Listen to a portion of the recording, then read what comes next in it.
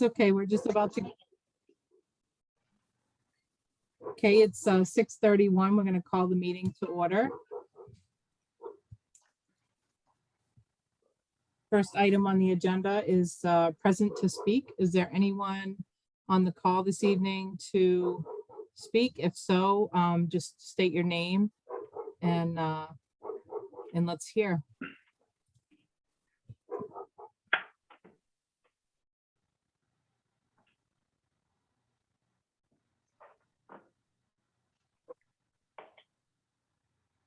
Only Sarah and Melissa, so if they don't have anything to say, the rest is the board. There will be an opportunity at the end of the meeting as well, if you guys want to wait till the end. So we'll move on to Chairperson Report. I just wanted to say thank you to the committee members and those that are in attendance this evening on the call for going to the town meeting last night and supporting the vote. Whether it was a yes vote or a no vote, it's great to see that people are participating and learning about what this committee is all about. And I'm really thankful for the folks who spoke up. And a couple times I wanted to get out of my chair, and but there were a few people on the committee that actually spoke very well, and I just want to extend my thank you to that on behalf of the whole committee. I'm sorry about the barking in the back.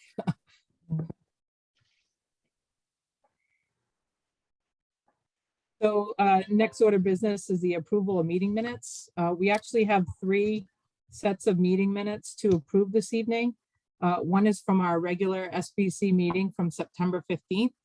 And then we have 2 subcommittee meetings for the land acquisition and communications subcommittee that those sets of minutes were sent out via email. Hopefully you've all had a chance to review them, and we're going to be voting on those tonight. So item A is for the regular SBC meeting. Is there a motion on the floor to move to approve those minutes? I move to approve the minutes of the September 15th meeting. Thank you, Anne. Second? A second. Oh, Peter. I'm sorry. Gary. Gary, second. Any discussion? Yes, Ralph Tillis here. Hey, Ralph. Page 8. The motion that was made to modify the language. The language of what? I think the minutes should reflect a little bit better what the actual motion was. And if we are modifying a document that's going to follow this committee, it would be helpful if we would reference what document we're modifying the language of. Yeah. Very confusing to me. Okay, let me just pull the minutes and get to where you're at. You said page 8. Page 8, yes, near the bottom. Okay.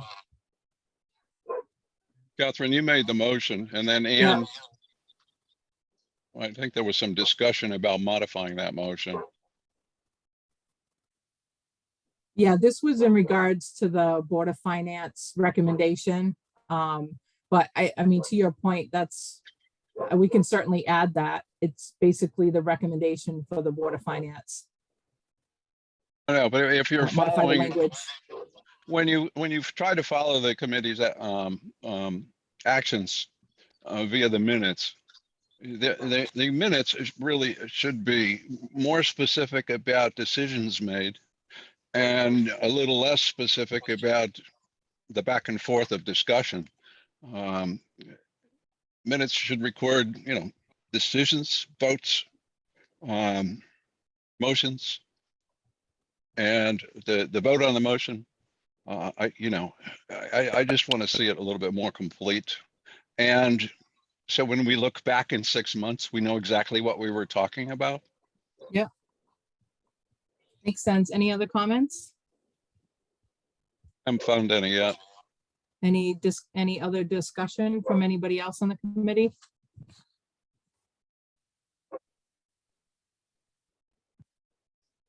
Okay, we have a motion that was moved first by Ann, seconded by Gary. And let's take a vote.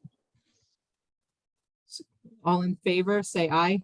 To approve the meeting Aye. minutes. Aye. Aye. Any nays? Any abstentions? Okay, the meeting minutes of the SBC regular meeting of September 15th are hereby approved. Okay, next item is the SBC Land Acquisition Subcommittee meeting that was held September 22nd. Is there a motion on the table, on the floor to move to approve these minutes? I'll make that motion since I wrote them. I'll second it since I read them. Mhm. Any discussion? Yes. Wasn't this the meeting where we discussed massaging the name of the committee, the subcommittee? You were there, Mike. Yes. Yes, We were going to get away from the language of acquisition, yes, and that we did not do anything definitive on that because we felt it should be agreed by the entire committee as a whole. yes. Right, and I think we were gonna discuss that under this topic, actually, because it is in the minutes, item D.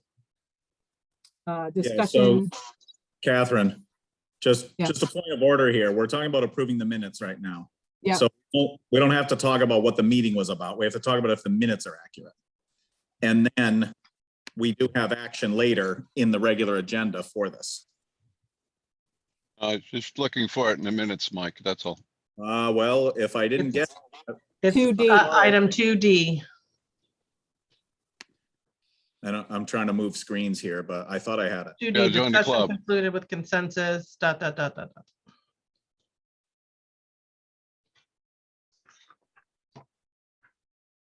Oh, wait a minute, I'm looking at the wrong minutes. No, pardon me. I got too many minutes open here. Things right, are so about we to go have- clearer. So we have a motion and we have a second to approve the meeting minutes of the Land Acquisition Subcommittee meeting held on September 2nd. Is there any other discussion before we take a vote? All right, let's vote. All in favor, say aye. Aye. Aye. Any nays? Any nays? Abstentions?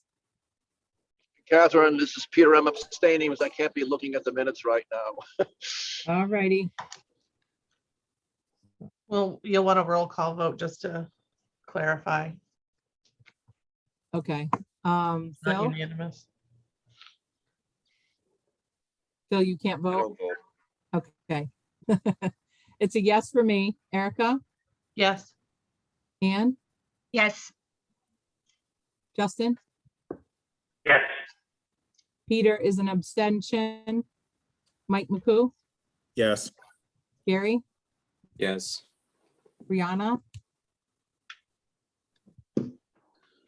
Yes. Al? Aye. All right, and I think that's it, right? Did I miss anybody?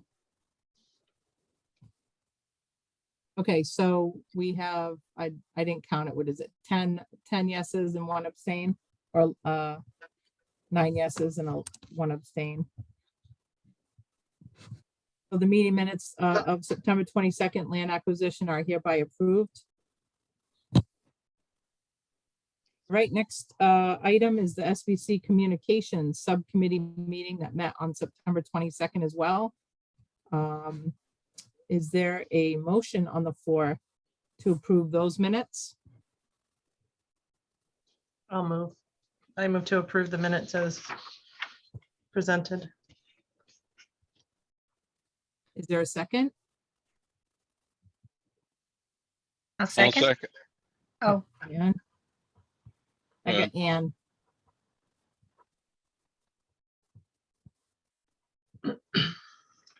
Any discussion?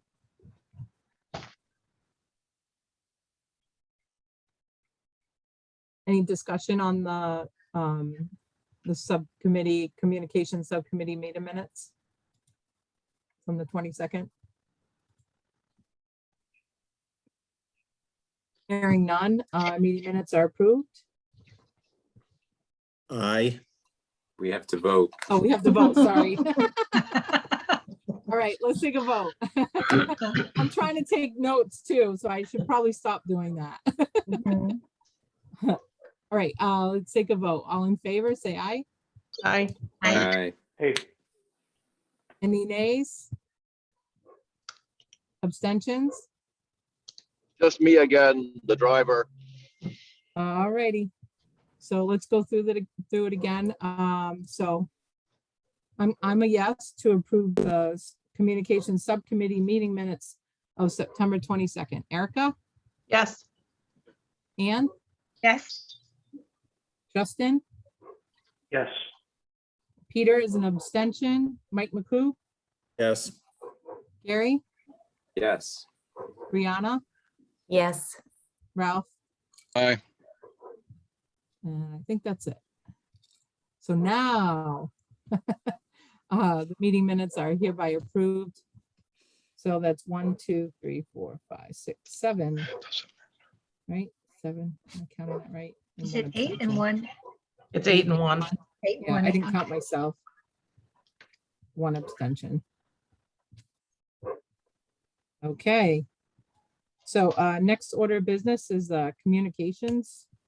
I just want to say in our last meeting, we had discussed briefly the questions that the committee came up with for the Hall Foundation. I did send those over last week to Alice Casales, and she did respond back and said thank you for the questions and that she's going to get back to me on whether she's going to attend at our next meeting on the 20th. The other communications I have is we sent, based on our last meeting as well, and our presentation that we had from Collier's, one of the questions I asked was it too soon for us to reach out and get going on the ed specs that we're going to need, whether we do a renovation or a new building, we need ed specs. And they said, no, it's not too soon. In fact, you know, the sooner you can get started on it, the better. So I did reach out to the chair of the Board of Education, and he responded that he received the request and that they're going to get started on that. They're going to get started on the development of the educational specs.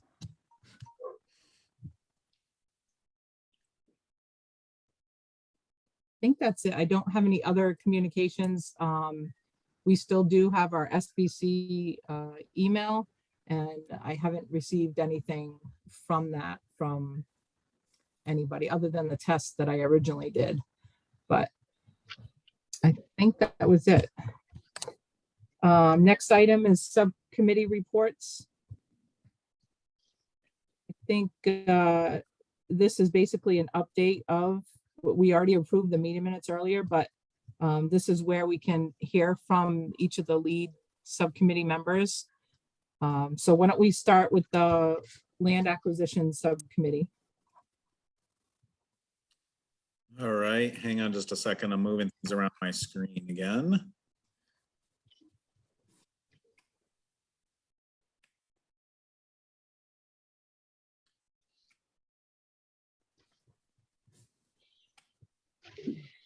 Whoops. Okay. All right, I apologize for that. I put the wrong document forward for a second there. Okay, so as everybody knows, the Land Acquisition Subcommittee met on the 22nd. I think we had a very good meeting. One of the reasons I believe that is because we had some conflicting ideas originally, and we had some very respectful disagreement on a couple of ideas. and we ended up having some good discussion and I think learning from it. And I think we came out of those discussions having learned some things from different people and maybe even changed some minds, including mine on a couple of things. So it was an effective meeting, and important out of that was trying to recognize some of the concern we had heard about if the school building committee or the land acquisition committee had gotten too far in one direction of looking at new land. I think we all believed that we were still being broad in our ideas and focus, but we realized we needed to do a better job of communicating. And so some of the things that came out of that were affirming the strategy, which we did. And that strategy was that our group felt we should be looking at all pieces of property, whether that's a renovation or a new school. So obviously we'd be looking, I've got feedback coming from somewhere. Got a lot that we should be looking at pieces of property and including where the schools are now to see if they're satisfactory. Am I the only one hearing that feedback? Yeah, try your volume. Try turning down the volume, see if It's that makes down. it- Maybe Kelsey, could you mute No, anyone who's not talking? I'm hearing it as well. So maybe try muting everyone who's not talking and see if we can figure out where it's coming from. Go ahead. Okay, how about now? That seems better. Okay, thank you. So I'm just looking over the minutes right now, and we had also talked some about the consultants, and there's discussion about where we might use consultants as far as feeding that information back to this committee. Sorry, that was my fault. And so we wanted to come back with a couple of action items to this full committee. And let me just get to the right point. So if you still have minutes up or if you looked at them before, item 2D was what we've talked about just briefly before. And that is that we would like to ask the full committee to change the name from Land Acquisition Subcommittee to Land Assessment Subcommittee. That way it probably, new phone, and I can't figure out how to get that to stop happening. Sorry.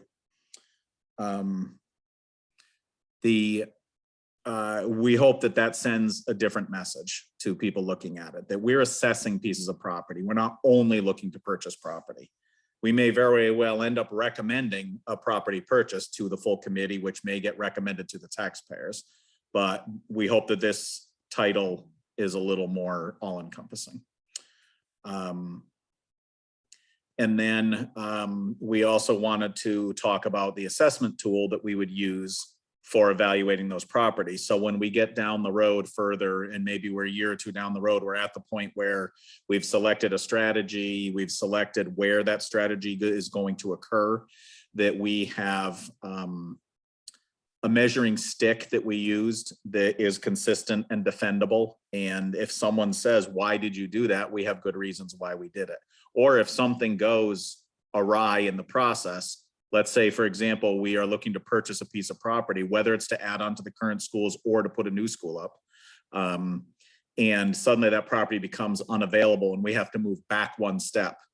If we have to go to our number 2 choice, we want to have made a good assessment of what our number 2 choice was instead of having to start over. So I think that if anyone else on the subcommittee has anything, I think that brings us up to speed.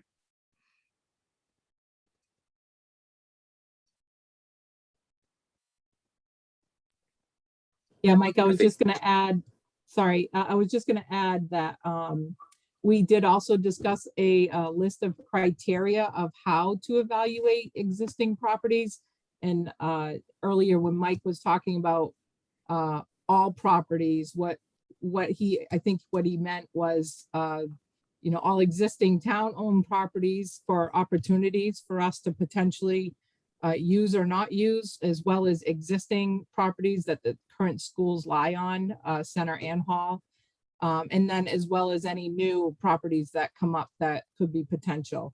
And so we agreed that one of the tools that we would use is a list of criteria of what to look for, you know, acreage, location, you know, is the site, is it flat? Is it, you know, the contours of it? So we're putting together a spreadsheet where we can evaluate the different sites. And we had some really good feedback from everybody in attendance, and that is currently being put together by this committee. And hopefully we'll have something to share with the committee at after our next subcommittee meeting.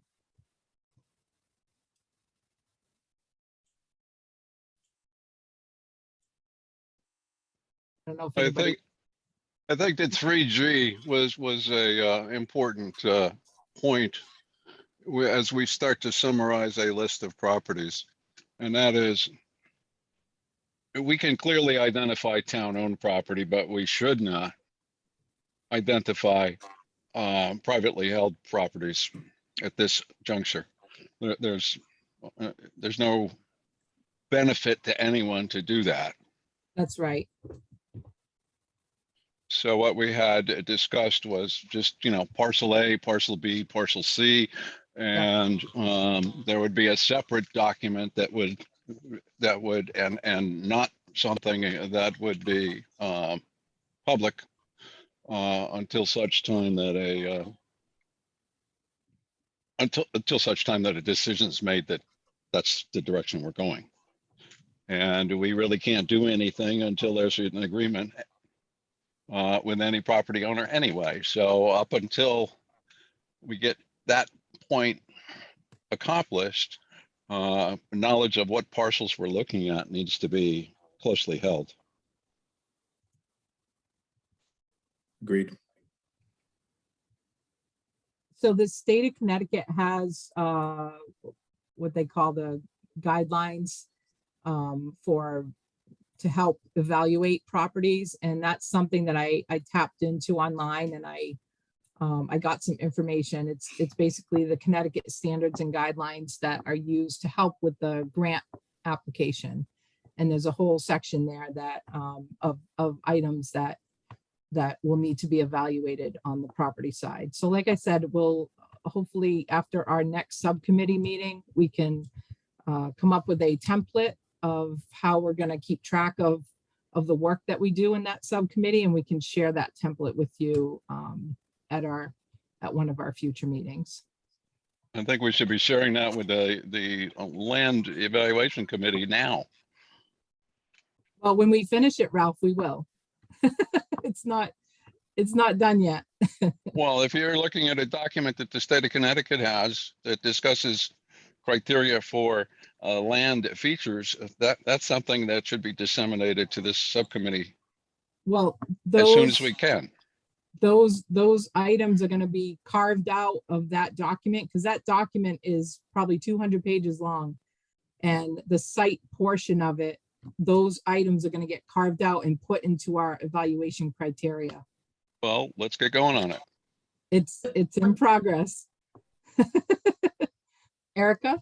Would that not be something the committee would do when the committee meets? I mean, that's what I think. Exactly. Kathy's saying she's got a tool. And I think when Right. that committee meets, you do that work at the table. She's going to bring you something when you talk about it. I think we're Correct. splitting hairs at this point. Right. So I think the only action item for the land acquisition, Mike, if you want to mention it, is just, I think we weren't really sure if this needed to be, how formal it needed to be, if we have to actually put it on the agenda for a vote. But we did talk about the reason why we thought it made sense to rename this subcommittee. I'm not sure how formal it needs to be, but if we can present that to the committee tonight, and then if we can agree that we'll just change the name to the, what do we say, land assessment, let me see, I'll make the motion if you want. a land assessment subcommittee instead of land acquisition. I'm not sure this is the right place for a motion. It's not on the, there was no action on the agenda, just point of order. Well, Right. but this is a subcommittee report. Why can't we act in that subcommittee report? Because you're reporting what the subcommittee did, not taking action as a subcommittee. I see Gary shaking your head. I'm not sure. I'm sorry. Mm, Do you feel, No, I just feel like this isn't an actionable. I hear what you're saying. I think it's inconsequential in the end. It's just a name for the subcommittee. So I think by the rule of Robert's rules, I think you're probably right, Erica, but I don't know. I think we could just, I don't even know that we need to vote on it. But I think it should be reflected in the minutes to Ralph's point earlier. So I could think in the minutes, we should state that, we agreed by consensus that committee be called the Land Assessment Committee, or if somebody wants to take a vote, I think we could do that. So apologize for shaking my head.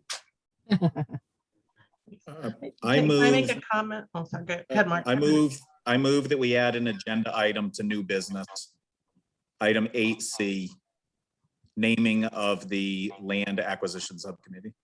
Second, That, we can do that, right? This is a regular meeting. Yep. Okay, Ralph, were you seconding that? I did. Thank you. Okay, do we have to take a vote? We have to Yes. discuss and then Okay, take, can we, let's just do a roll, let's just do a vote to see if there's any objections to that. So all in favor, say aye. Aye. To add an item to the agenda to discuss the name change of the Land Acquisition Subcommittee. So say aye. Aye. Any nays? Any abstentions? Okay, so we'll add this agenda item to item 8C.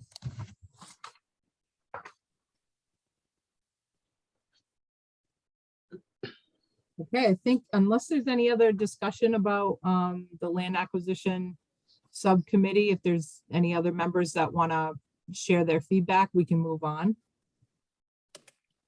I just had one question. Go ahead, Justin. So the state guidelines that you're talking about using for the recommendation, so you're just basically going to carve out that entire section and bring it to the subcommittee of what you want to include and not include for documentation, correct? Correct. Okay. It's actually, I mean, if you guys want, I can send that whole section to you in an email. Catherine, can I make a recommendation? You want to put it on the screen? Nope, share it with me. I will put it in our Google folder. So Okay. everybody has access to it. Yeah. I was gonna say, I might have already put it on there, but part of the issue was the section on site wasn't on the website. I had to actually ask for it. So they emailed it to me. You So send it to me. I can email it put to on you. there. Yep, I'm Yeah. glad to do that. Oh, by the way, Phil, it would be helpful if you could re-email a link to the Google Drive to all the members of this committee, because I may have it.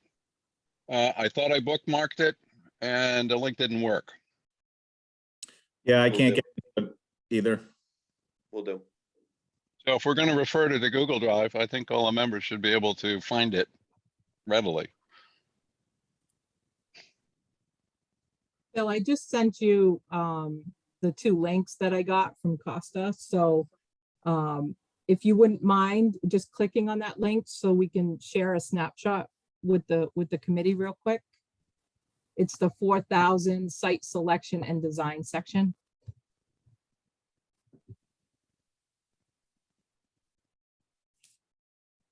I mean, I could do it too, but I don't know if I have the ability to share screen. Catherine, I'm You do. okay if we don't. I just wanted to clarify that you weren't cutting anything out. You were bringing that whole section to the subcommittee to work with.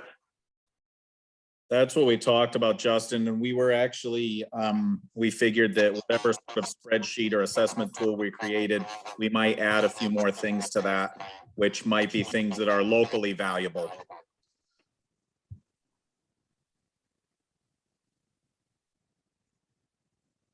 Right.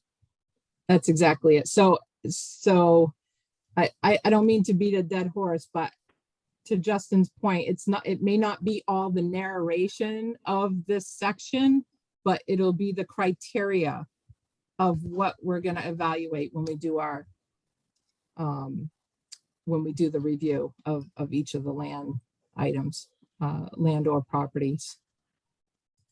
Does that help? Does that help, Justin? Yes, I'm good, sorry. Okay, no worries.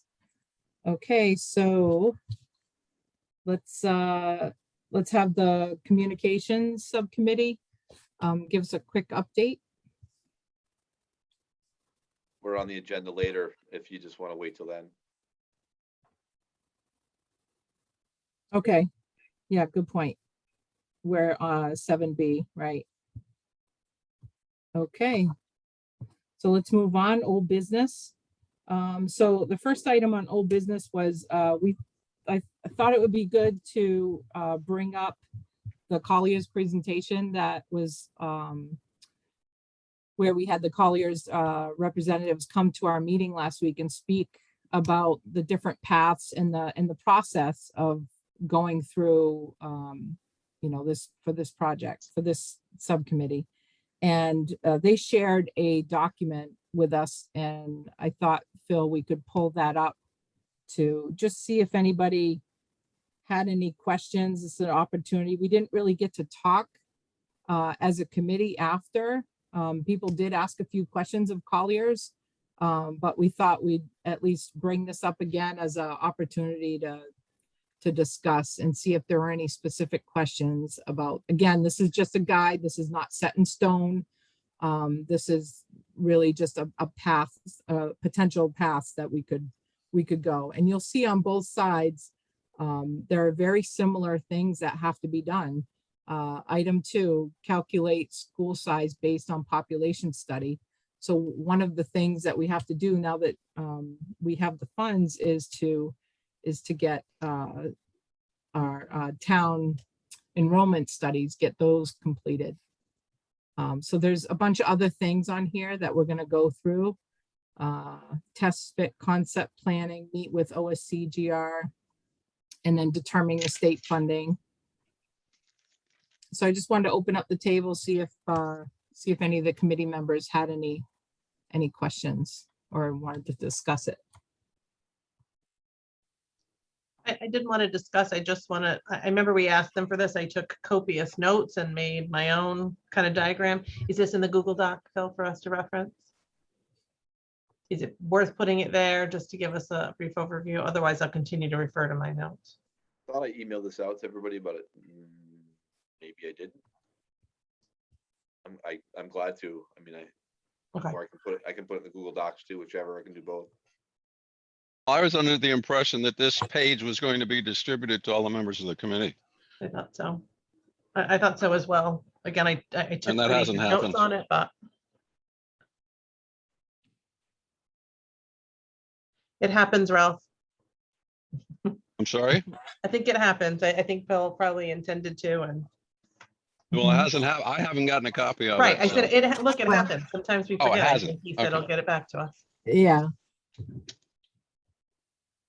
We all have good intentions, right? So as you can see, the initial tasks, OPM consultant selection, that's owner project manager. We know that we clearly need one of those. We're compiling, reviewing existing info, which is what this committee has been doing for the last several months. We've pulled the trigger on develop the ed specs. Solicit updated population study. This is, I believe, the enrollment study. I think that's what that's referring to. And then Board of Ed approved ed specs. So it sounds like once the ed specs are approved, we can start evaluating, you know, for renovation addition or for a new school.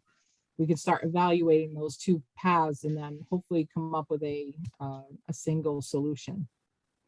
So Phil will send this to the committee members, and unless there's no questions or any feedback from this. I would like to say something. Yep, go ahead, Ann. In here. I think that everything on this list is contingent on the OPM.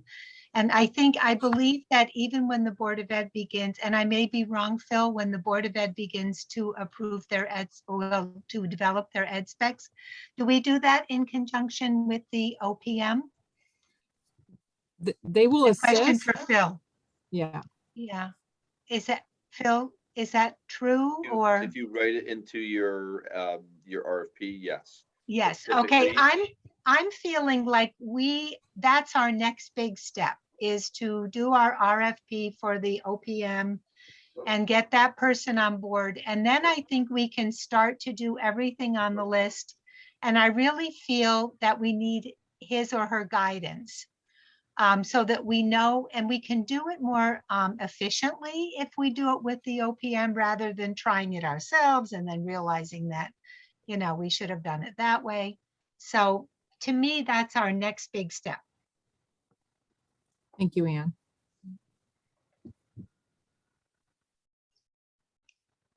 Any other feedback, Phil? Yeah, I want to make it clear just for the people watching and watching the video that it is not, unless I'm missing this, it is not either or. It is not either we're doing one arrow or the other.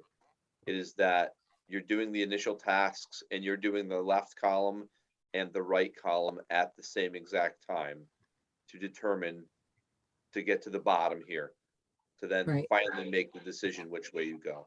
So I just want to Exactly. make that clear because Scott was pretty adamant about that. Yeah, ultimately, it's got to be one. We can't submit two plans to the OSCDR and say, hey, how much funding you going to give us on this one? How much funding you going to give us on that one? It doesn't work that way. So we have to do our due diligence in the different paths that we're going to explore for the best option, for the school. And then we come up with a recommendation. That's the charge of our committee, is coming up with the best recommendation for this town and move forward. All right, so Catherine? yep, who is speaking? It's Peter, and I apologize for my disjointedness, but I'm still driving. From what I understand, Phil will send this document out to us, which will be helpful to all of us. And I just heard enrollment mentioned as being a critical component, and I agree. And I have the enrollment data I think we all received about 2 meetings ago that Phil sent out. And my question is are those numbers the same numbers, Phil, that you just submitted to the state on your October 1 report that I seem to recall you always do, or have they changed? Those are two separate items. Your October 1 reporting is not what the enrollment projections are that are required by the state. The enrollment projections are, the October 1 is the actual. You need the projections. You need out 10 years. And No, I understand that, Phil, but I'm just wondering if the actual is still the actual, or is that different? I'm not sure what you're asking. He's asking, Well- the number you gave us before, Phil, when you did your does it hold to what we had? That's what I got from him. I imagine the projections haven't changed, but the actual enrollment that we report in October to the state, our current enrollment, is that the same as what we have in our data packets, or is it different? I have no idea off the top of my head. I don't know what the projection is right now. I'd have to look at that, Peter. No. I don't mean the projection, Phil. I mean our actual enrollment right now. You must have submitted because it's October. And is that different, or is that the same? That's my only question. Are you saying, Peter, that your question is the actual he submitted in October the same as what the actual is showing in his data packet to us? Correct. Which might vary by a couple of students, I would think, unless there was some unexpected variance. Yes, I just want to make sure I'm working with the correct documents, and if there's an updated one, it'd be helpful for all of us to have it. That's all. I didn't mean to belabor this. I'm just struggling because I don't have access to my usual folders and papers and screens. What data did I give you, Mike? I gotta go back and look at it, but July 9, 2021. You gave us budget year 2021 enrollment data and actual October 2020. So it's very possible, Peter, that it's different because you gave us 2020 information. I'm sure he hasn't been able to compile everything to give to us yet. So Hold on, I just want to be clear about this. The data that I think I shared with you is from the budget, our actual numbers. There's Correct. not a single projection in there. So it has October 1 numbers have absolutely nothing to do with what you have to do for an enrollment study. So I just want to make, I'm not sure if I'm saying that right, but what I'm reporting on my budget is in the numbers that I believe I gave you are straight off my budget. It's like a 20-year, what we've had in the past, maybe 25 years. Those are October 1 numbers. Those have absolutely nothing to do with what we would be required to do from the state. That is where the projections come in. and you Phil, haven't created a new one, Phil, is that Campbell correct? here. So Phil, I think what he's asking is the number you gave us before, which was October 2020. Has that changed a lot for October 2021? Your actual. Thank you, Mike. for enrollment Mike. study, for enrollment, Not enrollment study, forget the word study. Well, Actuals. Are the actuals this October similar to the actuals last October? Has our enrollment grown or shrunk in a year? I don't have that at the top of my, just off the top of my head. Okay, all But right. I I'm think just that's gonna the say question he's again, I have asking. no idea why that matters right now. I must be missing something. I would think that would be relevant. well, we are talking about enrollment study, so that is something that, we're gonna have to do for the OSC CGR anyway, so maybe that's how it came up. But we are gonna get new information from that enrollment study once we hire the expert to do that for us. looks like Brianna's hands up. Is it Brianna? Thank Yeah. you, I'm sorry. Go ahead, Brianna. No problem. So while we're talking about the enrollment stuff, I'm wondering, and Anne, maybe as a Board of Ed member too, is there an early childhood registry in our town so that we could maybe try to predict incoming preschoolers? Because I remember when we talked to Scott, we were talking about we can have a limited number of preschoolers as it stands just because of space, the space we have available. So if we're going to be able to expand our space, then we'd be able to have more students. So is there some kind of registry in town so we would have some idea of how many youngsters there are that might potentially come to the preschool? Because that That's a- might make a difference. That's a Phil question. Oh, it's not. sorry. That is actually an enrollment study question. When they do an enrollment study, that is exactly what they will do. They will identify the number of births. They'll identify students that are eligible, for coming into preschool. That's all part of that study, and they'll identify that information. So you have a projection out. So even though there's, a 2-year-old's not in school yet, they'll try and identify the number of 2-year-olds so you can project out how many kids are we going to have in 4 years when they arrive at school. That's the purpose. So yes, that is absolutely part of that enrollment projection. Good. I think it's an important one because that might potentially be a lot of children coming aboard into the public schools. So that would be actually really nice to see. So I hope that will be part of it, part of the study. I have one more enrollment question. When we order that study, is that something we want to do when the project manager is on board, or is that something we can do before then? You asking me? Anyone? I guess maybe Phil, you might be the best one to answer, but So it's a standalone. It's not, you can do it at any time. You don't want to do it too early in the process because you need what they'll say is current projections. So we're in the window right now. We could definitely do it right now. It's not gonna hurt your process. If you did nothing for 4 or 5 years, you would have to pay to do it again. Mhm. But you really do need those projections to determine if you are going to renovate or you're going to build. You need the accurate numbers, because when we say accurate numbers, the accurate numbers is they're using those projections to figure out square footage of what you can build. That's exactly what they're using. And will we also need those for the ed specs, I would guess, Yeah. to develop the ed Um, specs? No, to- not necessarily. It's together, but the ed specs is more programmatic. And the enrollment study is more about square footage. Okay, thank you. I think eventually they'll cross paths, because you'll need to know how many students you have will dictate how much square footage of a room you're gonna need. So maybe they stand alone right now, but eventually they're gonna come together and they're gonna impact each other. Correct. And they actually put them in the document. Like when you'll see Mansfield study as a sample, you'll see that they're actually, the enrollment study data that they have is actually in that in their ed spec document. Okay, thank you. Okay, I think we can move on to the next item, old business, which is item B, frequently asked questions document update.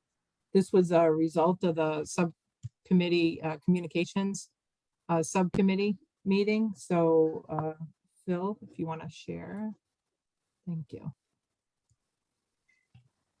So when was the last published frequently asked questions document? When was it last updated? July something. Okay. So this will be our second issuance of, once we agree on this, this will be our second issuance, right? Yes. Yeah. And what Phil and I did was we went over all of Peter's suggestions Yeah. and talked about each one. And then, and I thought we'd go through it together tonight as a group.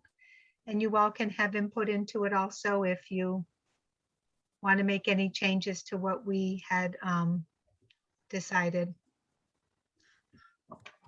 So Can I just make a quick suggestion before you move forward? So Peter, are you at a computer now that you can see the changes that? Regretfully, no, I'm driving for another 50 minutes until I get to my home. I had a long day at work. I apologize.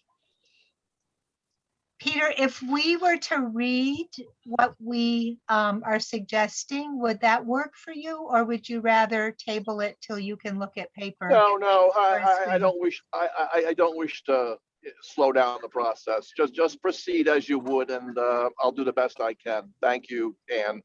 Okay. Shall we, Phil, do you think that's the best way to do it, or what do you Sure. think? Yeah, I mean, did this go out to the group ahead of time? No, No, No, I received a copy, but I'm not sure that it went to the whole group. I Shall we didn't. send, shall we send it out to the whole group and then vote on it next meeting? well, let's see what you have. If you can scroll down just to see how many areas that we have. Maybe if you could just highlight them all. If we don't feel like Yeah. we can vote on it, then we'll table it to the next one. But I Exactly. would say just highlight the changes for us. I Yeah. don't think there were a lot. I mean, I think it's pretty clear. So we'll just go through what's in green is what's different. So the statement with the you can see what would be crossed out there. And it would read, the Board of Selectmen following a town meeting vote to do so, appointed a town school building committee and charged the members with the following responsibilities. So it's just a reword. Yeah. It crosses out where you see the cross out, and the green is the other part of the green is the new text. And I believe that following a town meeting is what was added to that. Yeah. Is that correct? Yeah. And a vote. The second item is at the bottom of the charge. It was not there. I don't believe it says the recommendation for Willington to construct a new school, renovate existing or maintain current facilities will be the responsibility of the town school building committee. Final action on any recommended project will be subject to town meeting and a referendum vote. I thought that was a really good addition. The next one is that it just added in commissioned by the BOE in 2017. It just had said before the official facilities study report can be viewed at, and it just added the green. I think for Peter's benefit, it would be helpful to read the header of the section that had changes in it. In other words, what you just said, Phil, was where can the community go to find information about the fire facility study? And then we added, the phrase was added, commissioned by the BOE in 2017. I just think since Peter's driving, he can't see where we are in the entire document. So reiterating the header would be helpful. So the next header is, does the town of Willington own Hall Memorial School? It added a line, the SBC is investigating the flexibility of this deed and potential education and non-educational uses of Hall School with the Hall Foundation. The next one says, how does student enrollment impact the decision for a renovation project or new school building? It added a line at the end, potential new or renovated school building projects or a combination thereof not directly funded by OSCGR are not subject to these limitations. The next addition was under why don't we simply continue educating our students in the current buildings? And the last line added was only certain capital improvement projects are eligible for reimbursement. The next line is, what is the current process to repair our schools?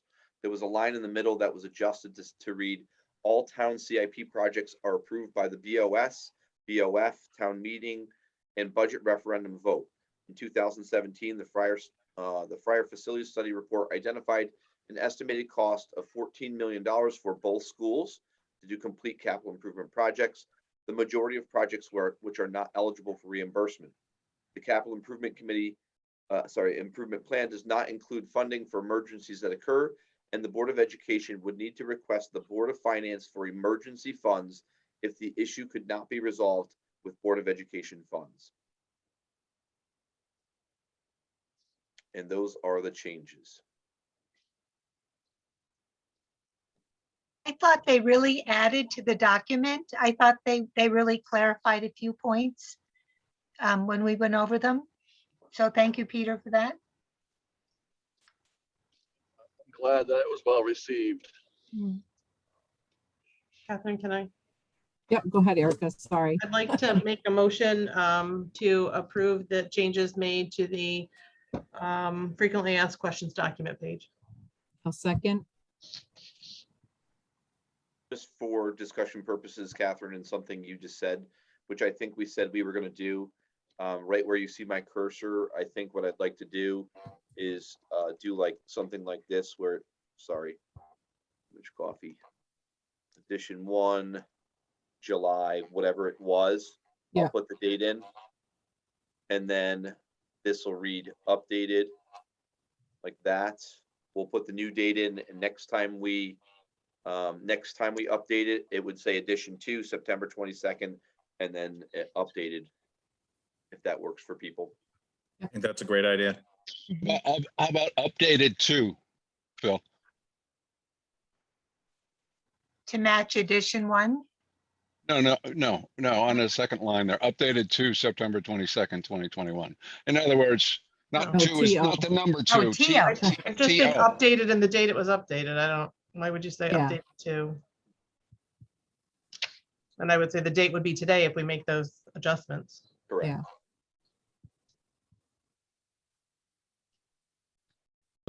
Yeah, so we have a motion and we have a second on voting to approve the modifications to this frequently asked questions document.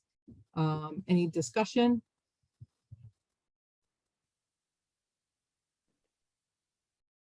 See everybody, so hang on a second. Let me stop sharing, Catherine. Okay, thank you. All right, let me ask again. Any discussion? All right, let's take a vote. I'm just going to vote overall first, and if there's any objection, then we'll do a roll call vote. So all in favor to approve the modifications to the latest FAQ document, say aye. Aye. Aye. Uh, Peter, are you saying aye?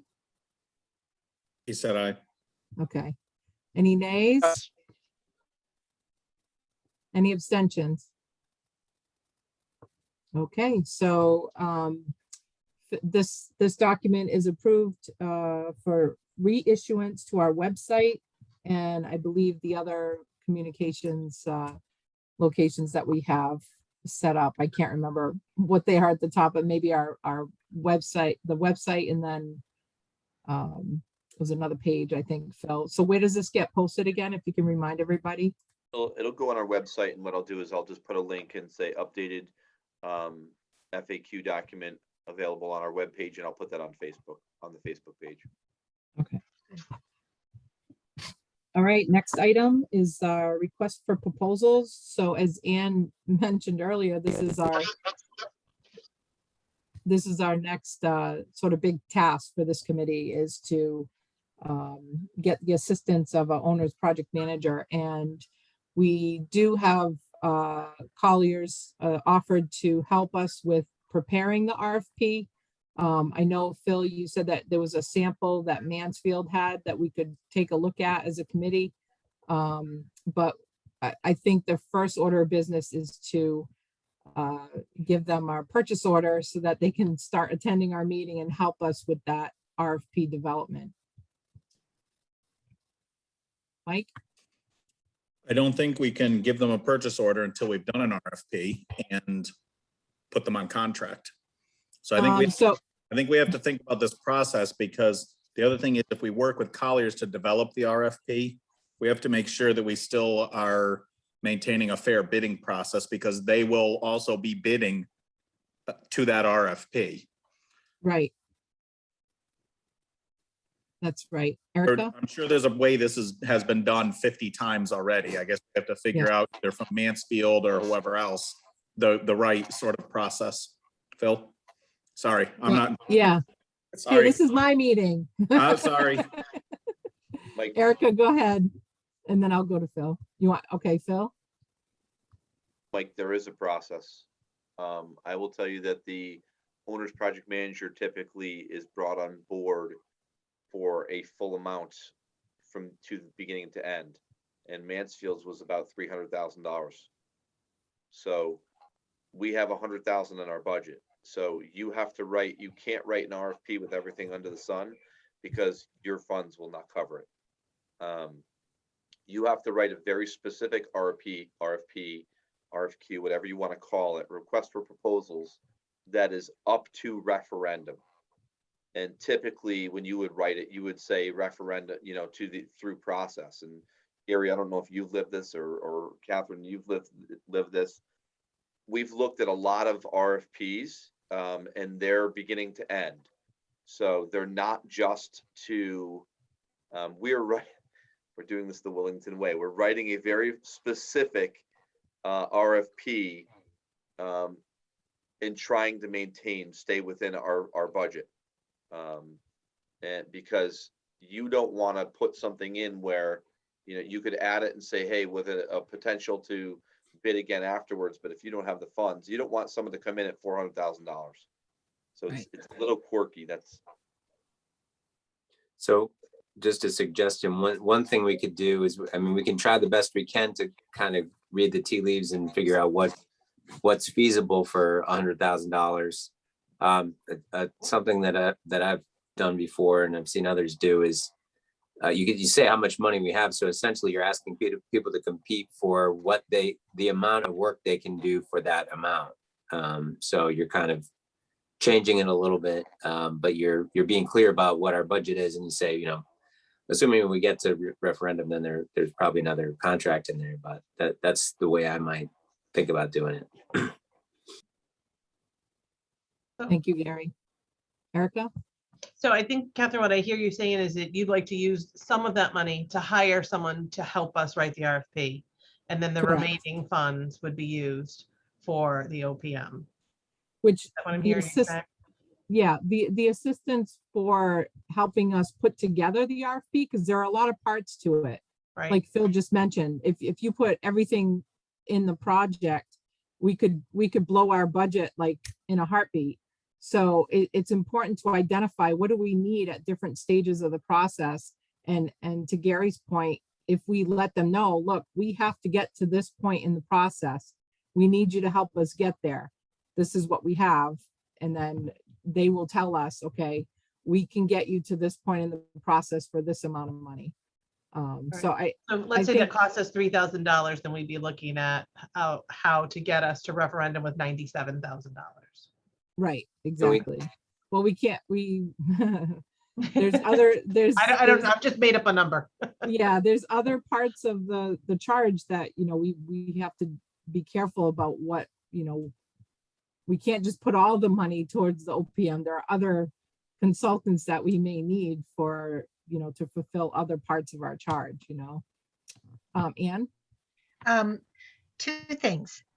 Is this money refundable down the road? Is this part of our reimbursed money as we move forward? I'm just wondering if this is part of what is refundable. And my second comment is, when CIP gave us 100,000, that's out of this year's budget. And I'm wondering if there's more money as the years go on. I mean, this could potentially be a 5-year project. And would there be money in future CIP? In other words, if we were to use this money now to get our OPM on board and pay the other consultants that we need to do other jobs, the enrollment projections and anything the land assessment groups need, just a couple questions and thoughts for the future, I guess they would be. So, I can help a Phil. little bit with that. So, yeah, I was gonna see, Phil, did you want to respond to part of what Anne was saying? Maybe you want me to can I share my screen with Mansfield's, just that it might give a picture. Sure. I think to Ann's point, though, there's no more money in the CIP plan, but that doesn't mean this committee couldn't request an item go on to somewhere in the 5-year plan. That's possible, but as the plan sits right now, there is not another bucket of money in the 5 years that was just done. Oh, for the 5 years. Okay. Correct. So this is Mansfield's when they were doing their school. And so what you see here is the two proposals that they received. One was CSG and one was Collier's. And what you're really looking at, whether you do a new school or you do a reno, you're looking at this dollar amount here, is the two together. The construction phase typically is something you would do beyond. If you pass referendum, you would then add someone in for construction phase if you wanted an OPM beyond that. What is reimbursable? Typically, anything you do pre-referendum up to, because sometimes the design phase can be after referendum as well, Right. depending on how you do the process. So this right here, and Collier's that didn't break it out, you can require that, but typically the grant phase that is anything pre-referendum now we've learned is not reimbursable because it's not been approved by the state. Once Correct. OSCGR approves your project, anything beyond that point is where the reimbursement comes in. Which would include, I believe, the design phase and the construction phase. I know that when we go to grant and we submit our numbers, it's going to include the cost for the design phase and that architect, and then the cost for the construction phase, and the estimates that we've received for that phase. But like Phil said, that grant phase and the pre-referendum phase, that is what we need to help. The owner's project manager needs to help us with, but it doesn't. I wasn't sure about that, whether that was reimbursable or not, Phil, but it sounds like you're saying that grant phase or pre-referendum are not reimbursable. That's what I heard from Scott, and that was new to me, because typically when we do any other project, it is. But it sounds like anything pre-referendum is, because it's not been approved by OSCGR, you're not going to get reimbursed on it, which is new information. So I think to Gary's point, if you really have two options here, and probably Mike's point too. You have two options. You're either going to try and take the professionals you have in this group, take some of the RFPs that we have, cut, paste, add, delete, and be clear. I agree 100% with Gary about putting the dollar amount in to see what we get. And if you make it a la carte, you can build it the way you want it. A la carte meaning, hey, we want this to be part of the process. What would it cost to add this on? That's option one, is to do the RFP ourselves. I worry that we might miss something, but you could have add-ons for, you would want an additional pad in case if we miss something because we did the RFP ourselves, you would want to then pay that OPM some additional funds to make sure you could get the service that you missed, if that makes sense. So it's either you pay for it and make sure it's still a fair process. You have a Colliers help you design that RFP, or you do it, with the professionals in this group. I've done a couple RFPs. I'm sure, Catherine, you've done some. Gary, I'm sure you've done some. Mike, have you done some through UConn? So, I'm not sure if there's anybody else that's done that process, but I think those are your two paths. You have to figure out which way you want to go. And Phil, to your point, with the experience that we have on the table, I'm just not sure that all of us have gone through the grant application process, which, to your point as well about missing a step. It's critical that we hire people that know that grant application process like the back of their hand, because if there is a chance that we miss something in the process, I mean, that could affect the funding. And so I don't think that's a risk that this committee wants to take. And if it's a under $5,000 service that they're going to offer us to help us pull that RFP together, personally, I think it's money well spent to do that. Mike, you had your hand up. Yeah, I echoing a little bit of Gary's comments. I think we might, at least from where we sit right now with the information we have at this very moment, I think we might need to really be thinking about creating a not to exceed number and finding the right way to say, tell us what services you're going to provide within this type of work. Owner's project management consulting work for a public school grant application, well, whatever the right wording is, not to exceed a certain number, and put that out there and see what the various contractors who do this work are going to propose, that how far they can get us, or what the value charts are for their different types of service, something like that. And we definitely, particularly in this last part of the conversation here, I think we definitely need to have a proper legal method to pick up some optional services if they're needed, and for us to also add to the contract at a later date if more money becomes available, so that we don't have to start over and rebid the whole thing partway through. I think we need to find the right way to write that so it's legal and proper, but I think we need to be able to do that, there's an option in the proposal that's not yet funded, but people should be, saying, can you participate in the option if we get funding? So that we can carry this on. If we go back through the town's process next budget year and add another, whatever it is, $50,000 that gets us to another certain threshold in the project, we would not want to have to start over and re-RFP it if it's similar or related work. We want to keep on going with the person we're already working with. Ann? Also, Catherine, I'm sorry, I'm gonna have to leave in a minute because I have to go pick up someone who's getting out of school from an evening school event. So I'm going to abandon you in a minute. Ann, can you unmute?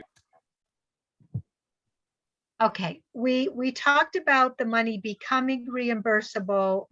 Now, is it after the town referendum or after it's approved by OSCGR, and which happens first?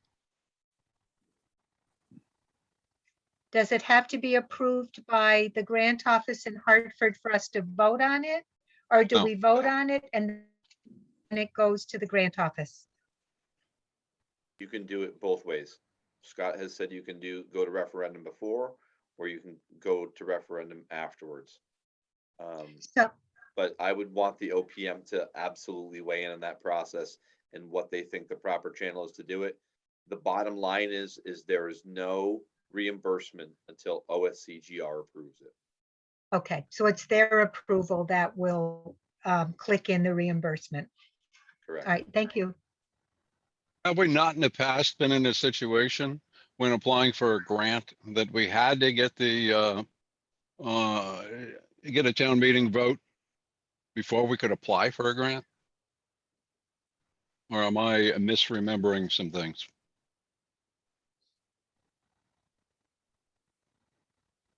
Say that again, Ralph?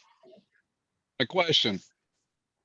When we apply for a grant from the state of Connecticut, do we have to have a town meeting approval to bless that grant application before we can submit it? Or can we submit it conditional upon getting town meeting approval? Erica? So when we formed the school building committee, there were, was it 3 questions, Phil? I think there were a couple of questions, and those would be questions that had to be answered and approved at town meeting if we ever got to the point where we were applying for a grant. So those have already gone through the town meeting process. I just don't know, Phil, from the grant application, if there's their date time sensitive. No, okay. So when we formed the school building committee, I was looking in our file, I don't have it at my fingertips, but there were questions that were asked at that town meeting that go to your point, Ralph. And it gave the superintendent the ability to apply for a grant. I Wouldn't that understand that. essentially, The question becomes though, will they accept that grant without a second town meeting? We had to have a second town meeting to get the 100,000.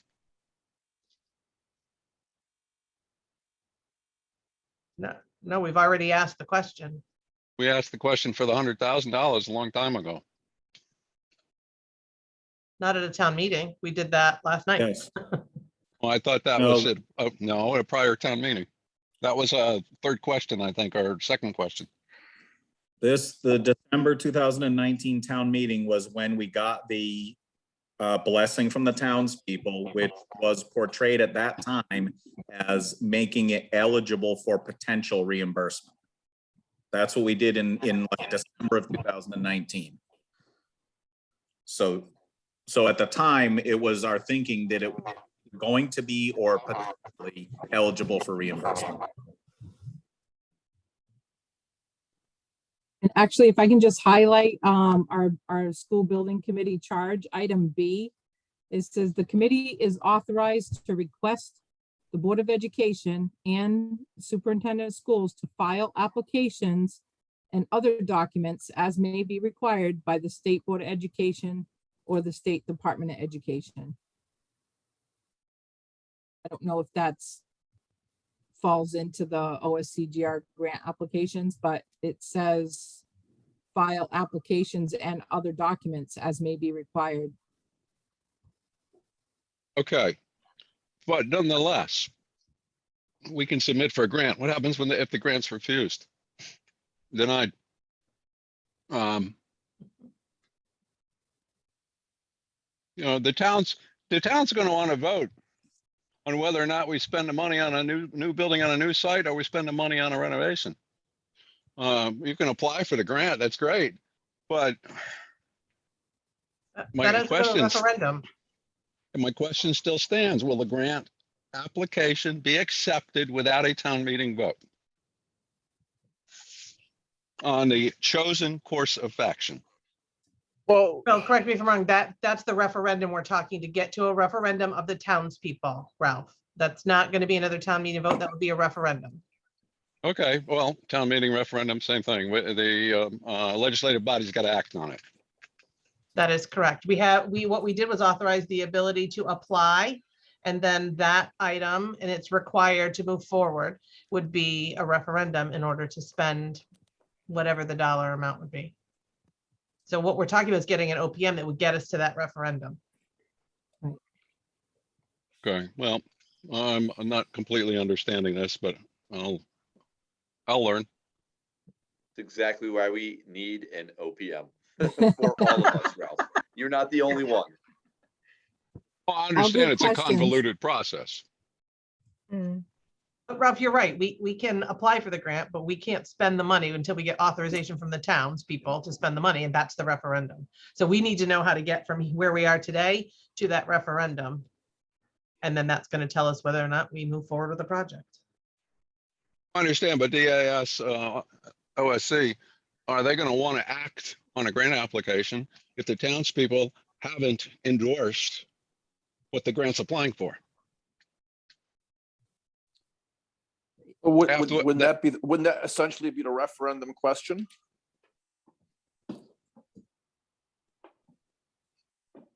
It's a good question, and if we can't answer it at this meeting, we will find out. We will get the answer. But it sounds like we need a referendum of the townspeople's vote before we go to grant application. I think that answers your question, Ralph, but if it doesn't, we'll ask it again once we have our OPM on board. It's a chicken and the egg question. Yeah, it kind of seems About that the way. process. So we're still on the topic of request for proposals, the owner project manager. So I think the question, I guess, becomes, are we going to try to develop this RFP for an OPM, owner project manager, within our committee that sits here? Or are we going to ask for some assistance from Collier's to help us with that? Because I believe, like I said earlier, I'm concerned about us and any kind of misstep or any kind of process item that we potentially miss in putting this RFP. So I would recommend that we do. But if at this point, if the committee thinks that we can pull together an RFP as a committee, then we gotta get moving on that. Mike? I think it's complicated and it would be nice to have guidance in writing the RFP the right way. But I'll just once more repeat the caution that I don't want to create a situation where someone challenges our bidding process. If one of the bidders, particularly if it's the bidder that gets selected from the RFP, also helped write the RFP. I think we have to be careful about how we stage that process so that it is defendable. Absolutely. And these are services, so it's not like we're going to a sole source type of product where they're the only company that can provide this service. They're not. And I think we have a lot of qualified people on this committee that we can review that RFP and make sure that it is equal and it's going to get solicited to others like a Collier's, but not necessarily Collier's. And they understand that too. They understand, that they have as much right to bid on it as somebody else does, and there's a potential it might not be them. But I think in develop. Bye. Sorry. I have to go. Thank Okay, you. thanks, Mike. Gary? Thanks. So just to get some clarification from something Phil said before, Phil, did you essentially say that, I don't want to say most towns, but other towns kind of do this soup to nuts. So they basically include everything, and there's not a lot of perhaps examples of doing what we're trying to do. Did you say that before? Yeah, so we've read, and there's some RFPs that you have in your Google folders.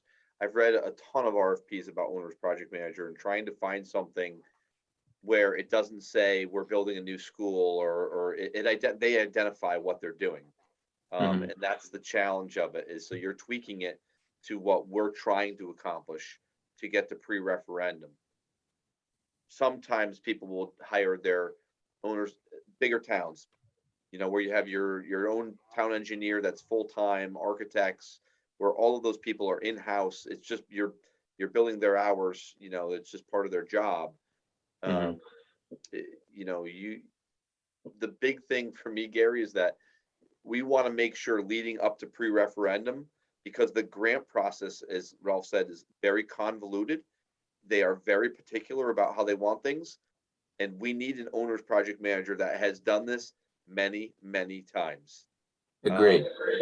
And I agree with that, but my question is like, how do we get that person? And I'm trying to figure out if we can do that on our own. Or because then the person will, I mean, that group will tell us what we're missing, right? And I mean, there may be stuff that we're gonna have to pay for later. But I would expect people to be upfront with that from the beginning by saying, here's what we can do for this amount. We've done this 100 times, like you said. This is what you're missing. I would expect them to be able to do that. So again, the question really is like, do we want to try to do that themselves and ourselves, or to me, hiring Colliers to do that is, I don't know. I kind of agree with Mike. I mean, we can just ask for all the RFPs that they've responded to. We could get those RFPs from anywhere. And they're, I'm not sure about asking them to do that. I don't know. I haven't decided on it, I guess. Thank you, Gary. Erica? I hear what Mike and Gary are saying, that, they don't want to risk our RFP process, right, and muddy those waters, but we're paying a service that may not result in Colliers being our OPM. They're putting together the package of what we need, and then someone may come in with a better price. I think there's probably, if it's a service that's offered, my guess is they may not be the only one that does this, and I don't suppose they win every project. So who is Colliers or the other group doing Mansfield? Colliers has a portion. They didn't win the main portion, I don't They think. didn't win the main portion. So they did some work with them, and then they didn't win the main portion. So you hire them to do one piece, and they may still bid on the process, but then they may not be who we choose. We're still free to choose whatever company and bid fits into our plan. So I think we're looking at two different things, and it's a service that's out there and available. I just wonder if it's worth $3,000, and then you're basically asking them to write their own, you're asking them to write their own RFP basically, and then obviously they're going to respond to that. Yeah, there's like 3 or 4 guys in Connecticut that there's companies that do a ton of these. We know who we're going to get a response from. So that's kind of what I'm stuck on, Erica. Is it worth a few $1,000s to ask one of these companies to do it for us rather than trying to do it ourselves? I worry that we're going to leave something out. We've asked so many questions, and they pretty much spelled out a process for us. And I just don't want us to leave something out and Okay. not be, diligent stewards of the money that the townspeople did give us. Fair enough. The other thing, if I can just add to what Erica said, we also have to be considerate of the time. So if we're looking to pull together a grant application in June, I don't know how long it's going to take us as a committee. I think we're certainly capable, Gary, of doing what you're saying. And we can certainly cut and paste and make sure that we have in that RFP what we want. But are we going to be able to dedicate the time to do that as a committee and get it done in a timely manner that we can make some headway on this? That's between that and the risk of a misstep with the grant application. Those are my 2 biggest concerns, is that we may not have that dedicated time to pull this thing together in a timely manner. So that would be my second reason to hire it out and just get them to help us with that process. But I do completely understand where you're coming from as well. But I think you sold me with that, because I don't think a lot of us have. You're right. It's going to take time. We're all volunteers here. It's going to take a lot of time to do it. I agree with that. So I think I'm on board. And a couple of us have pretty busy day jobs. Thank you. Anne? Unmute, please. I have grandkids in and out, so I have to mute in between. But when the No worries. RFP goes out, who makes a decision as to which company is hired? SBC makes a recommendation based on the documents we received from whoever's going to offer to do the work for us. So we And, would make that decision? Okay, We certainly should. okay. Absolutely. And I believe that there might even be an interview process. I know there's some steps in the process where we can actually interview all the respondents and then make our decision that way. Because sometimes it's not always about the money. It's about the relationship and the having a good, what do you call it? Cooperative and understanding somebody who's going to work for you that you can actually communicate clearly with, and someone who's going to respect our decisions and our processes. Phil, did you want to add something? Anybody else have any comments about the RFP? Yes, I do. Go ahead, One Phil. of the- one of the Ralph, sorry. One of the problems I have with this whole process so far is we've been talking about a dollar amount for this contract. I guarantee you that everybody who bids it is going to meet that dollar amount. Because we're telling them up front, this is what we have to spend. So what it's going to come down to is where, based on their capabilities, where did they cheat to get to the $100,000 number? And by the way, as far as doing estimates and preparing documents, contractors bid jobs all the time. They don't get paid up front for it, but they invest sometimes months to come up with a proposal. Right. And they And don't then get they- paid for that. Well, sometimes they bury it in their construction costs. Don't worry, they end up getting paid for I'm it not one way or saying the other. I'm not saying they do not get compensated for it. They do not Right. get paid up front to prepare an Correct. estimate for the cost of a project. That's right. Ralph, I just want to clarify something that you just said, that you said the committee decided that we're going to tell the consultant what our budget is. We haven't decided that. That was just a comment and a recommendation that Gary made.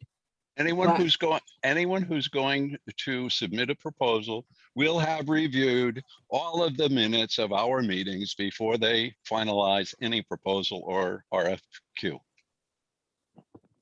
If they Right. don't, they're stupid.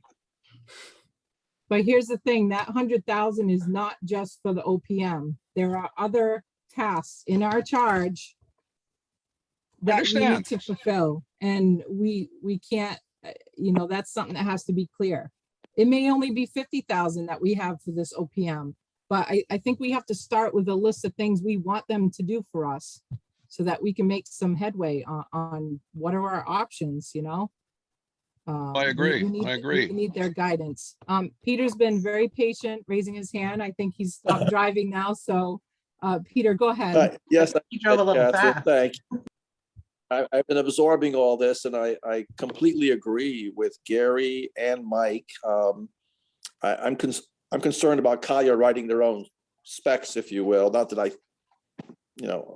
believe they would do that, but the public trust is important. So can we kind of combine ideas here, address Ralph's concern too, and say, we asked for experienced OCGR bidders to apply only.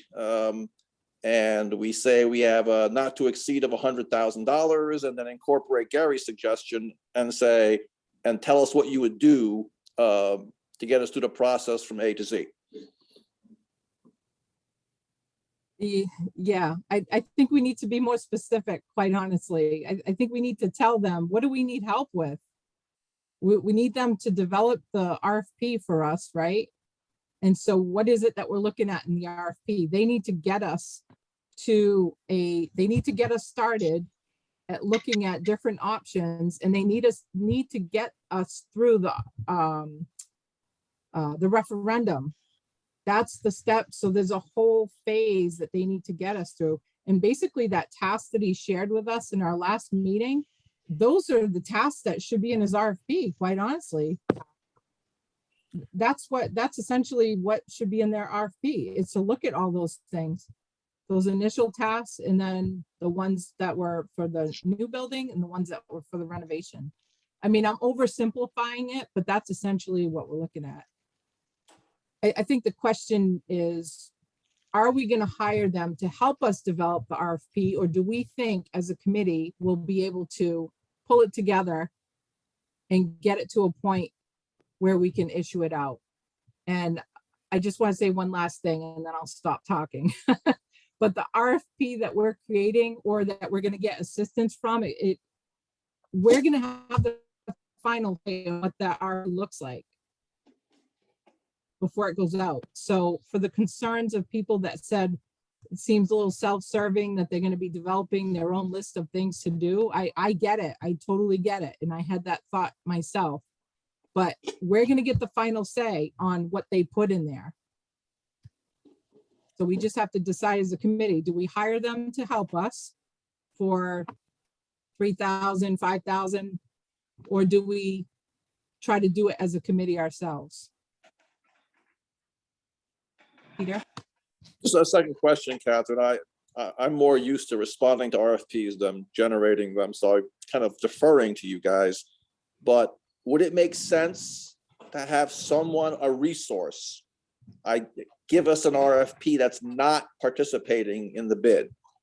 Just, identify someone and say, we want to make sure we have a good RFP that takes us through all our phases, and especially the OCGR grant application process, and just, pay them, and sure we have the right document to go out with. That is exactly what we're saying, Peter, but I don't know any company out there who wouldn't want to also respond to the RFP. You know what I mean? So I didn't know that, so I appreciate your, okay, I get it. Yeah, so your point is well taken, that, let's just hire a resource, which is essentially what we're doing. We're hiring a resource, it just happens to be Collier's. They have the right to bid on it as well. I mean, they could back off and say, you know what, we'll create it for you, but we're not going to bid on it. But who would do that? Okay, all right. I asked an unaskable question. Okay. And so if let's make an example, like for an electrician. You want to have some electrical work done at your house, but you need some input because you're not really sure if you need a 200 amp panel or a 400 amp panel. So you ask an electrician, somebody that perhaps, and you say, hey, can you give me some feedback? I need to get a quote and I'm not really sure what I'm asking for. Should I ask for a 200 amp panel or a 400 amp panel? And the guy may say, you know what do you plan on doing? And he'll give you some free advice, but then he may say, do you mind if I give you a quote? Okay. That's essentially what we're doing here. And so the question is, do we think we can handle this task as a committee? Or do we hire it out? And again, my 2 points are that, we don't know the process that like they do for OCGR. And I'm concerned about the timing. Anne? I think it would be more efficient and effective to hire someone to do that, because if we do it ourselves, there might be things that we realize we've forgotten, and that's going to cost us time and probably money if we, eliminate things and then try to pick them up later on. So I'm definitely in favor of hiring someone to help us. Okay, anybody else have any comments? Erica? No? Phil? Brianna? She's this way. Am I over here? Maybe I'm not over here. You're on the left. Okay, I agree with Anne, and that phrase, do it right or do it twice, keeps coming to mind. And our townspeople are trusting us to do our best for them and by them. And we also told them that we need help now. So just thinking from an outsider's point of view, does it have to be Collier's that we would go to? In my mind, I know that we have a relationship with them already, so it sort of makes sense. I get that. But might someone object to that? And so does it have to be Collier's who helps us with this part? Erica? I see what you're saying, Brianna, but let's say, I can't remember any of the other groups, so let's pick ABC Company. Strategic. And we choose them, and then they turn around and bid. It's really the same thing.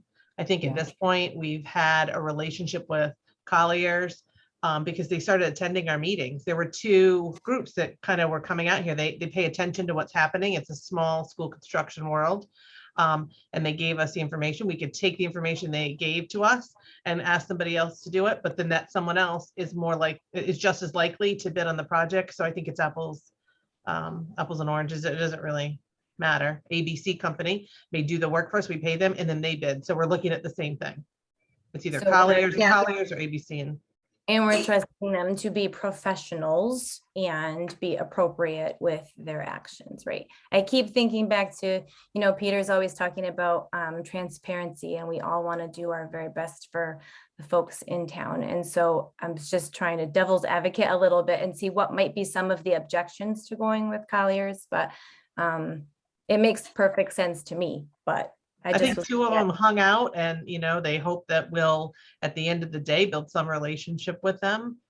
And I don't know that it always works. Looked in Mansfield, Colliers did quite a bit of work with them and then they didn't win the final step in the process. They also every single time make sure to say something like, we would like to have the opportunity to do this project with you. So they don't assume anything. And I take note of that when they say those sorts of things. Bill? I think Gary beat me to it. Gary? Yeah, honestly, I think we got to wrap this up. I think that we should ask Colliers for a quote for this, to say, hey, how much would it cost us for you to put together an RFP for what, for what we think are these items, and we need your help putting that together. Can we just do that? Yep. Peter? Did you want to say something? Catherine? I'm sorry, did you want to say something? No, I thought I'm good for Okay. the moment. Thank you. Okay, Phil? I'll be super ambitious here. I'm gonna take Gary's suggestion and spin it in two ways. I would love to see first what they would charge us to do soup to nuts RFP for an owner's project manager for all pre-referendum work. What would it cost for them to do all of the work? And that would be, if we could have that information for our next meeting on the 20th, which I think I bet they could do, we would have a number. The super aggressive other portion of that would be asking them, if we pulled together an RFP, would they then review it for us, which would be significantly less work on them, meaning cheaper for how much money we're spending, and it would be more of our time. It would just mean in the next 2 weeks, we would need the folks that have the ability to do that work, sit down and plug through some of that, so that we were prepared at next meeting either way to move. If we find out that Colliers wants $8,000 for to do the work, this committee needs to determine if it's worthwhile. And if it is, you move that route. If not, you're ready with an RFP to give to them for quick feedback and turnaround and to post. Phil, if I can just comment, I think that's a nice marriage between what a lot of people have said on this committee is that, if the committee is willing to put the work in to create an RFP, come up with a draft and share that with Colliers and ask for their professional opinion and review it from a process standpoint with OSCGR in mind, and also with the timeline in mind. I guess, again, I would just stress that we would have to get cracking on creating that. Get the And key I think people- either way, sorry, Catherine, I think you're paying for it either way. It's just how much you're paying. This group would create it, but you would be paying for feedback versus full right. Right, but it, I'd be but willing it to may, do that if there's other people willing to do it with me. yeah, if I'll it's- volunteer. Yeah, Gary? You too? Yeah, I can help with it. Okay. Yeah. Right, I think And then that's, they could tell us what's missing. You know, if Right. there's anything missing, they could tell us what's missing. and like Phil said, we'd still probably have to pay for that service unless they were feeling gracious at the time, but I think that's a good plan if everybody's in agreement with that, at least next step, you know? So let's plan, maybe we'll put on our agenda for our next meeting as share a draft RFP. I don't know if that's too soon. Our next meeting is, I believe, the 20th. The 20th. So maybe we could see what we can come up with between now and then as a draft and review it with the committee, Phil. Just one other suggestion,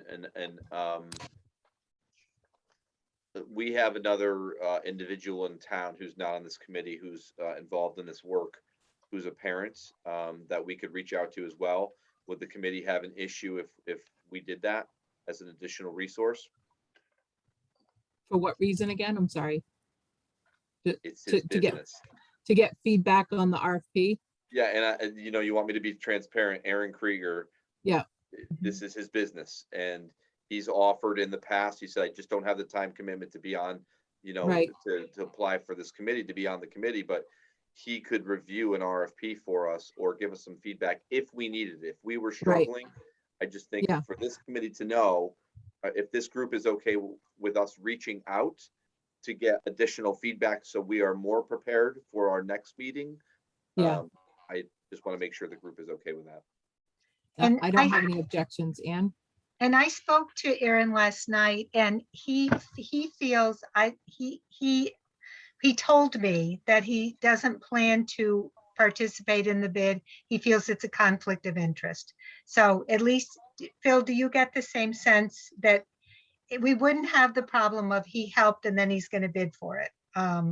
Yeah, I even if he did, he's not the one that solely would be writing it.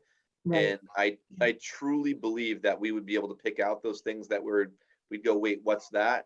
And Yeah. someone actually, you know, if you post an RFP and someone says, this is not typical, we would have to respond to that. If someone saw something in there that an RFP was written and there was something in it that was a little unethical that we missed, we would pull that RFP and we would, you know, I would suggest we pull that RFP and remove it and resubmit.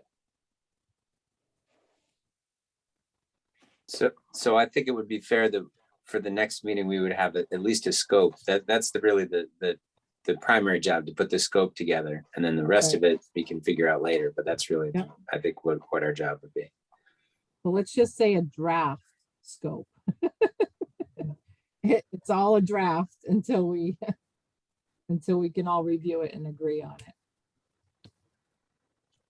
All right, So- unless there's, Catherine, Phil. are you getting, who's reaching out? I just want to make sure it's clear to the group. Who's reaching out to Colliers? I have a relationship with Scott Pellman from the roof project. I'm glad to do it, but I don't want to, again, transparency, I'm hearing is very important. If you want it to be you, that's fine. I can send you his email, and then I will gather you and Gary together. We can schedule that, but I just want to, who's doing that? so I think we should, maybe if you could set up a meeting, Phil, between the three of us to start working on you, myself That's- and Gary. Yeah, that's prong one. Prong two is we were going to ask them for a quote too. Right, I can reach out to Okay. Scott about that, or Thank Ken. you. I'd like to have our meeting first, though. Would that be okay?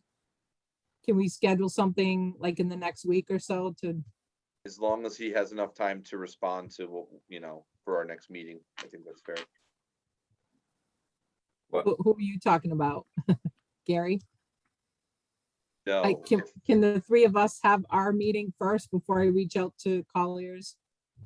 Why? Can I ask why, Catherine? Because then we're waiting. Why would we wait? So I thought that we were gonna prepare something and then send it to, are you just saying? I'm just saying, reach out to him. Phil could Just reach to out get to a him and let him request a know. Yeah. quote for the review, I see, okay. Yeah, Yeah, I that's think we're fine. asking him, we would be asking Colliers, and I shouldn't say him, we would be asking Colliers for two pieces of information. One is, can you tell us how much it would cost for them to write an RFP for us for an owner's project manager, knowing what they know, and soup to nuts, they would do all that work. The second item that we're asking for from them is, if we wrote the RFP, what would they Yeah. charge us to review our RFP and provide feedback? That would be Okay. the second cost. And then we would have both of those pieces of information for our next SBC meeting. And the mini committee here of Gary, Phil, and Catherine could, in the meantime, so we're not delayed. It might not be, we might not use what we come up with, which is okay, but at least we would be prepared to move forward if we needed to. That's my suggestion.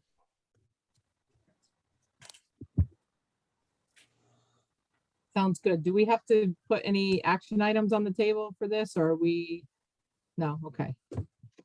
All right, so if there's That's my no, opinion, sorry. I was shaking my head no, because I don't think that we do. if there's no other comments or discussion on owner's project manager, Ralph has his hand. I'm sorry. Who has Ralph his has hand up? Ralph? I'm willing to participate in this. One of the things that I think we should be working on between now and then is the scope of work that we envision.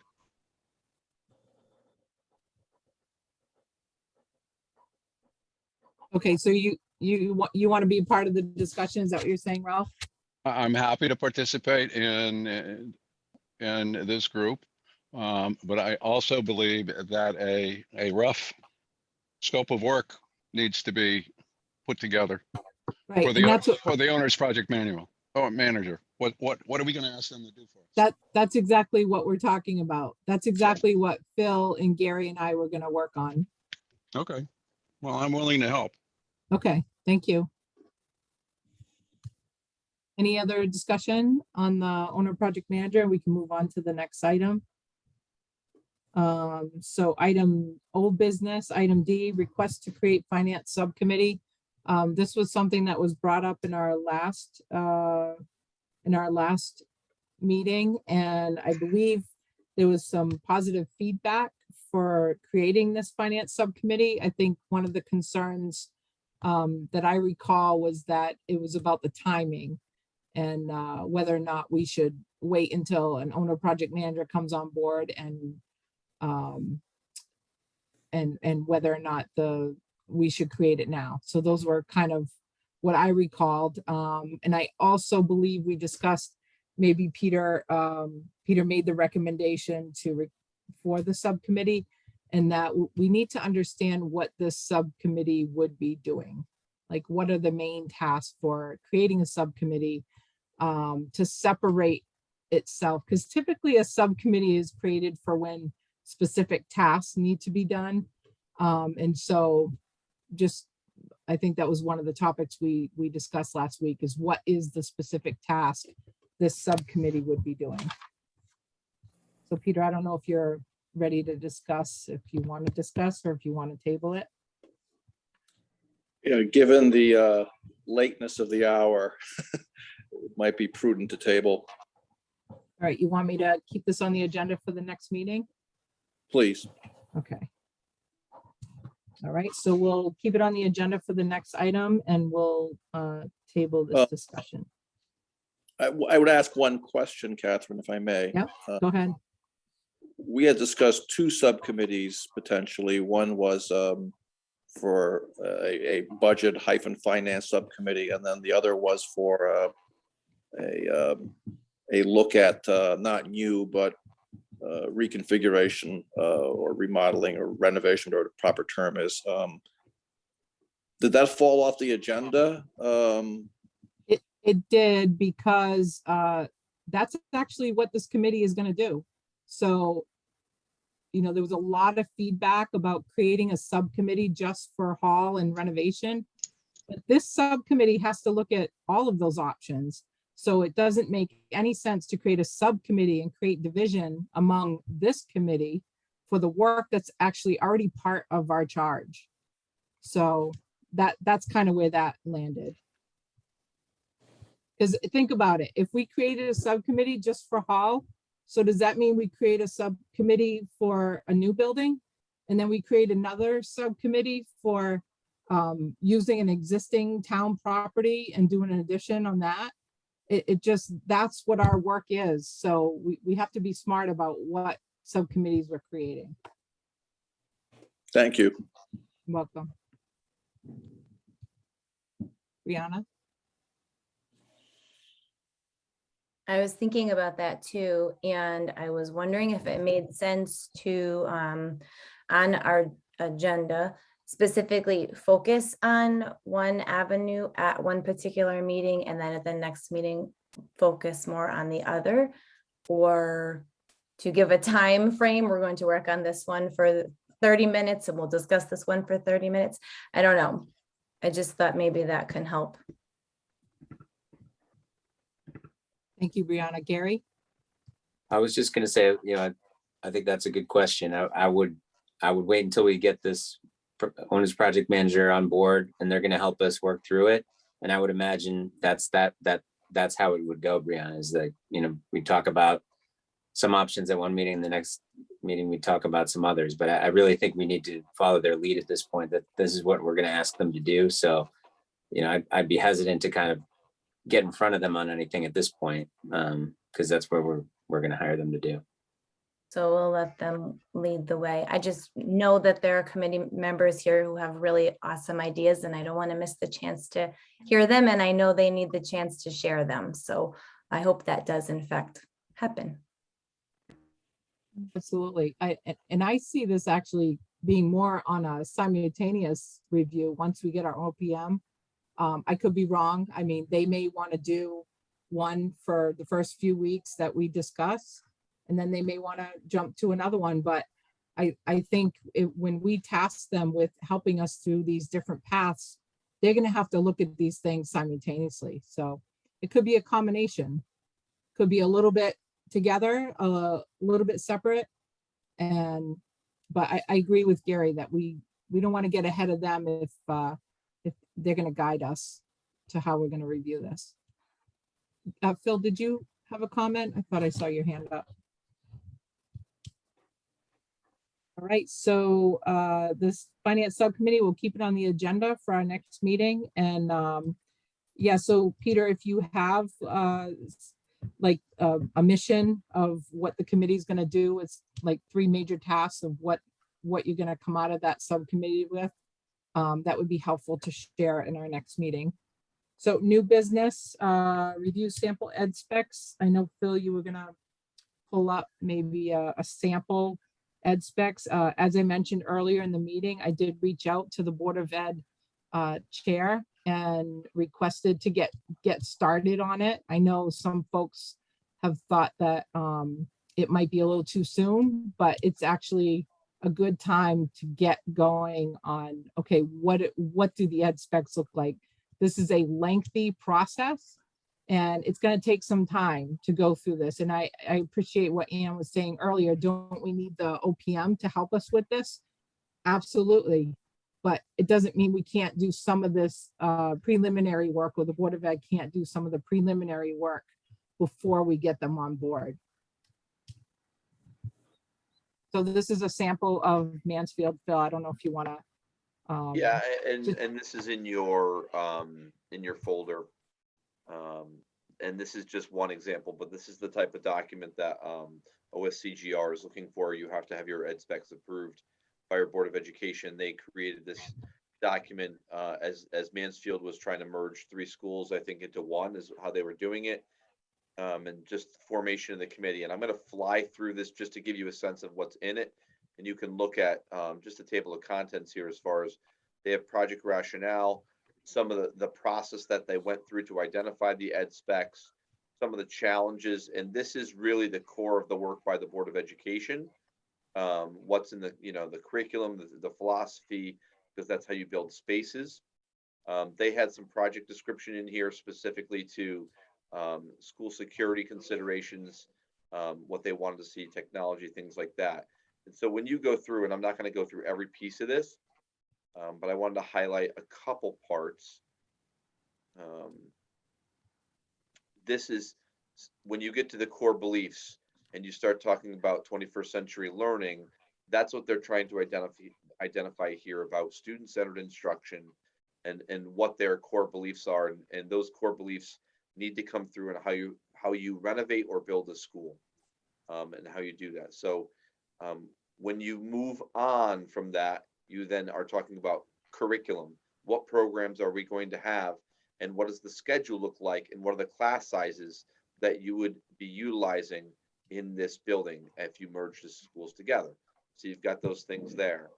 The school facility design they talked about, I'm not sure that always is necessarily in an ed spec unless you're specifically looking for, particular spaces. If you're looking for, we want to make sure we have a pool, then you would make sure you would want to identify those things here in targets. They put their enrollment projections in here, and that is how they're basing on the size that they could build, and they work that into, I'm just going to scroll down to it, the space requirements and the clustering. They work that into what's in the classrooms now. So they start talking about, we need 3 teacher workrooms for grades pre-K and K. They talk about toilets, bathrooms, they call them breakout areas, which are small workspaces. What do you need for special education resource space?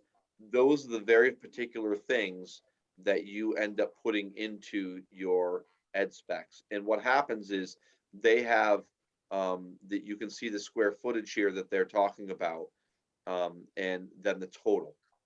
And so they came up with, once you add in all these things, art, music, PE, regular classrooms, some of the special education spaces, you add those spaces all up and you get, and again, common area, cafeteria, everything, you get a net program total. And so this is where the OPM needs to help you regarding the square footage. The Board of Ed could look at this as an example and say, look, yeah, we need a gym, we need a kitchen, we could identify all of those things. That's some of the work that you could do ahead of time. And it goes through all of those process. This is where you don't want to miss something when you start identifying square footage. And if you get over a certain number, you have to figure out where you're going to find the space to either merge. Obviously, if you do a 30,000 square foot gym, you've eaten up a ton of your space. And so you have to figure out where that would come from. The classroom specifications, this is where they mention, everything has to be ADA compliant, some of the very specifics that you need in the rooms. The majority of these things are common now. The sound field systems are in the majority of our classrooms already. Air conditioning would be new for us. But all of these things here are what you'd be looking at as part of your ed specs. And then to build it in, they spell out some more details by program. So early childhood, what are they looking for? And it breaks out student furniture, number of desks, things like that. Whiteboards, what do we need? All of those things go into this list. And so again, it's a lot of work, but we have some really good samples of these. It just gets down to, okay, can we really do that? Because the gold framed doorknobs are not something we necessarily need. And so you have to figure out what those things are. What does it look like by grade level? Because obviously an 8th grade classroom looks different than a pre-K classroom. That's why you're identifying all of these things. And it just goes through, and you can see it's not a small list. It's a pretty, it's a 40-page document. I'm just going to scroll through and see to the end here because there was one more thing I wanted to show you. This is the last thing. It then goes into there's a technology specs. And this is important because you don't want to design a classroom or educational spaces or offices without the ability to grow. So you want to make sure they're wired properly. And that if something new comes up, that you have the ability to do that. And that's where some of these ed specs come, or the identification of these things come in. And it's, again, it just goes all the way through all of these things. And they added these in as expectations that they needed for, you know, as part of their ed specs. So, I mean, it's pretty comprehensive, you know, and this is what you need to identify for, to get into your building. But this is, again, is in your folder. It just gives you a sense of the amount of work and the specifics that the Board of Ed would need to identify. And again, you would want to make sure the OPM is part of that process. Not, again, Catherine, I agree with you, not the entire process, but part of that process, because there's a lot to it. And if you miss it, it's hard to come back afterwards and have change orders and additional costs. Exactly.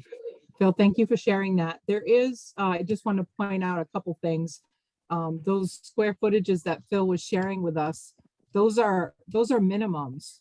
And so we, like he mentioned, if we decide we want a gym that's twice the size, you know, we have to, one, find space in the actual layout and the design, but two, we have to consider the costs associated with that. And that may be because it falls outside the minimum of what the school grant construction from the state offers for grant money. They have caps on the square footage. So if we go beyond that cap, that piece may not be reimbursable. And that is a decision that we can make, you know, as an option, you know, that we can expand, or we can add a pool, we can add a theater, whatever we want to add. But these are things that are going to impact cost. So we're really starting to focus on the minimum requirements, and then we'll expand from there. But there is a lot that goes into it. The other thing I wanted to point out, as I mentioned earlier, there's those Connecticut School Construction Standards and Guidelines. So I will go back to the website that I found this document. It's 182 pages. I can send you guys the link, and there is actually a section 2000 educational facility planning concepts, and it goes through, if you want some light reading, it goes through the details of what they consider grade level teaming, schools within a school, thematic teaming. They reference like best practices for technology. I mean, there's so much to it, and I could probably talk all night, but there's just a lot to it. So I will share a link with the team. So if you guys want to check that out, it'll get some wheels going on understanding the ed specs a little better, and also maybe have a good discussion in our next meeting as well. Phil? Hold on, what was the name of it? Which Is it part? that? Is this the document? Yes, absolutely. But in your so folder. I pulled this up. Go see if you can go to section 3000, because it Yeah, wasn't this is in the Google folder. Everybody has access to this. right, but I think it was missing section 3000, which is the site, but you can. It goes to 5,000, so maybe Right, so it was missing sections 3 and 4. And so I got them in an email, which I think I sent. perfect. I think I sent them to you, Phil. So if you want to add those to our Google Docs, I'm not sure why it was incomplete. So when I asked the OSCGR the question, I think I got like 4 different responses from their group. And they all just attached it. So maybe that link was not had reference to an old document, but again, I just point to the fact that this is from the OSCGR. They're trying to give some guidance to building committees like us that are trying to navigate, you know, what to put in, you know. So they've done this a few times. All right, so new business. Thank you for sharing that, Phil. Brianna has her hand Brianna, up. yeah, Brianna, is that an old hand up, or did you have something else? Are you regretting giving me the ability to constantly put my hand up? Okay, I'll try to be fast. This can even be yes or no answers. First, just to be clear, it's this committee's responsibility to put together the ed specs, yes or no? No. No, Board of I mean, Education. Who does that? the Okay, Board of Ed. Education. right, okay. And then they bring that to us to work with, right? Okay. And And do it gets attached to the grant application. right, yeah. Do you have any idea if they survey the staff about their input? Or would they? Part of the process. Thank you. Okay, so next item, a new business, identification of consultants for immediate tasks. Yeah, so I know most of you were at the meeting last night and they did allocate the funds for us to hire some consultants. And so we know that we need an enrollment study, an updated enrollment study. And I believe that is going to be one of our first, I guess, PO, I'm not sure what we call it, a contract or a PO to an outside consultant to get that information for us. We need it either way, whether it's part of the process, part of the grant application. And it doesn't determine which path we're going. It's something we need to get started. And I believe, Phil, is that something you can, I know you have some contacts for people who do that enrollment study for us. I can have both, there's typically two that do it, and I'll have those two quotes for you for the next meeting. Okay, So you can see what the price is and what you'd get out of it. thank you. The next Catherine, consultant, I'm excuse sorry. me. I just want to ask a question about the enrollment study. Is that the responsibility of the school building committee, or is that the responsibility of the Board of Education? Well, it falls under the tasks that we have to do to fulfill the grant application, and that's one of the tasks. Well, so are the projections, but my question is, which committee, which group should actually be doing that? Should that be Board of Ed, or should that be this committee?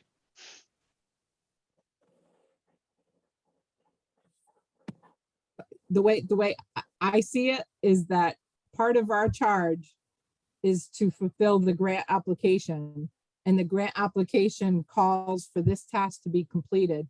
I So understand. because, right, I know what you're saying too, but that's my response. I don't know if Erica or Phil have a, I think it's the responsibility of the school building committee. I think it's part of the charge of the school building committee and part of the grant process. It's not, I think it's very clear the job of the Board of Education is the educational specs. The rest of it would be on this committee. It's part of the full package we would put together. But as a school building committee, can we ask Phil to arrange that for us? I think that's what we're doing. yes. I think that's what we're doing.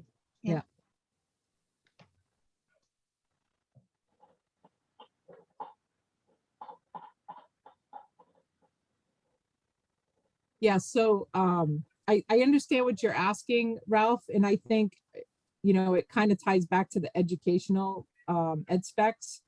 So part of our charge is defining a pre-K-8 school to meet Willington's educational needs in cooperation with the Board of Ed. So I think the educational spec part of it, that's something that comes out of the Board of Ed.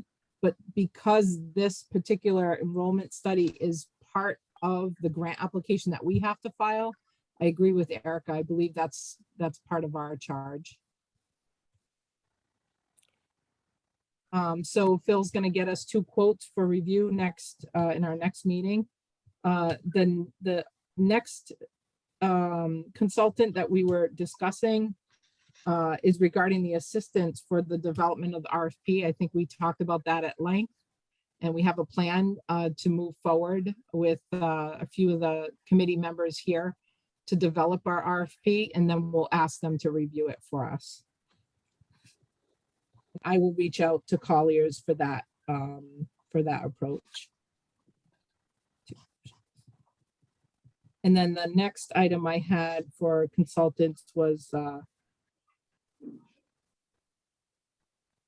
possibly a recording secretary if we need it. I know the Board of Selectmen's group has offered to fund. Well, Erica, why don't I just let you? So I think I'd mentioned to this group before, we took a look at our budget and have found some funds in that. So there are dollars to put towards a recording secretary. Similarly, along the lines of how out of that budget, we absorb the cost of a CIP recording secretary.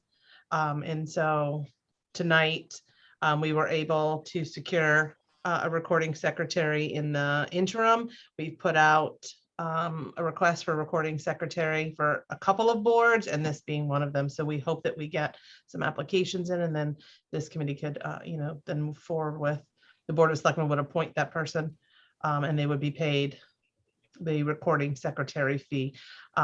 So again, I found some money in my operating budget, so the school building committee would not have to absorb funds for consulting. Erica, Thank you. Erica, can I just ask a question? Is that for the rest of us meeting, like for the next 3 years, or is that just until the end of the year? I can only speak for funds for the current fiscal year because that's all we have a budget for, but I can tell you that the new budget, I would incorporate those dollars into a new budget, and so I'd ask there. Okay, thank you. You're welcome. Anne, did you have a question? No, I said thank you to Erica. So we have more money to spend on what we need for the building process. Exactly. Thank you, Thank Erica. you. Yes, definitely. Thank you. So I listed a couple of the ones that I thought were the immediate consultants that we needed to hire. Was there anybody, did anybody have any additional feedback that maybe we didn't talk about yet for immediate needs? Okay, so let's move on to present to speak. There are still. Hold on, you We got an added- addition to the agenda. Ralph, I'm sorry, You- relax. You have Good job. 8C. we added a Oh, nine, okay. Catherine. Okay, Oh, yes, yeah. thank you. So 8C was the, Land Assessment Subcommittee renaming. yes, thank you. I'll make a motion to rename the Land Acquisition Subcommittee to Land Assessment Subcommittee. We have a motion on the floor. I'll second it. Second, Anne, thank you.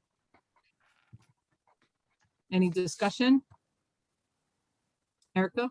I want to keep this brief. I recognize the hour, but I think we're splitting, again, hairs. I don't want to argue about it, but I just want us to be transparent. And we heard from the state. We know there's a formula for the amount of land we need. We don't have a current site that is 19 acres plus. So regardless of what plan we put forward to the townspeople, we're going to need to acquire land. So land acquisition and this committee does not mean only building a new school on a new site. I think it's important that we are completely transparent in that process, and changing the name won't change the fact that at some point we would have, based on the state's specifications, we would have to acquire land on either of our two sites.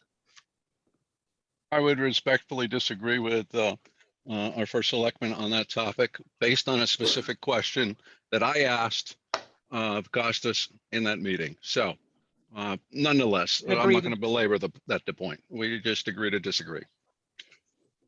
Any other discussion before we take a vote? All right, let's take a vote. I'm gonna do a roll call vote because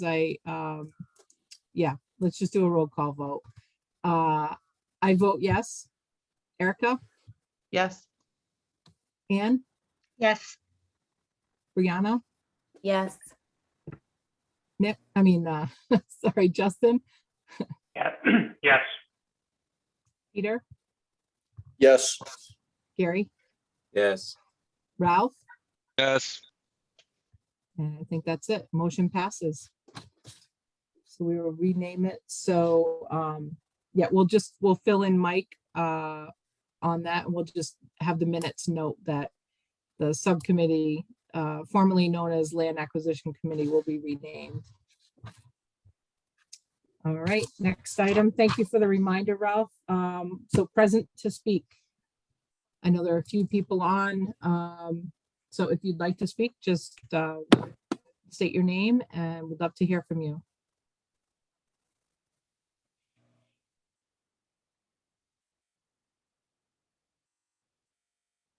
Hi, James, go ahead. Hi guys, how are you? I know it's late. I won't take up too much of your time, but I wanted to say hi and introduce myself. I'm a recent transplant to Willington as of last year, and I have kids in 2 kids in center school currently.